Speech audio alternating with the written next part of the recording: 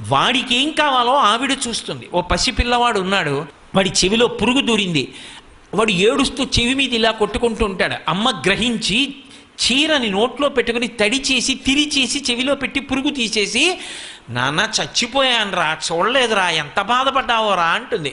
వాడేమి నోరు విప్పి చెప్పక్కర్లేదు. మలమూత్రంబులతో మహాభయముతో మాతృస్తనాపేక్షతో చలమూర్ఖత్వముతో సదాభ్రమతతో చాంచల్య చిత్తంబుతో బరువైనట్టి కపజ్వరగ్రహ మహాబాల్యామయ శ్రేణితో కలనైనంతమ చింతలేక చెడితిన్ కామ్యార్థినై శంకర అంటారు.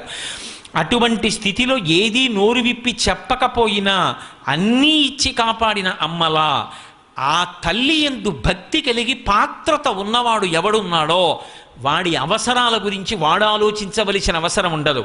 వాడి అవసరం గురించి అమ్మవారు ఆలోచించుకుంటుంటుంది. వాడు నా కొరకు రక్షింపవలయువాడు అన్నారు శ్రీ మహావిష్ణువు అష్టమస్కంధంలో భాగవతంలో.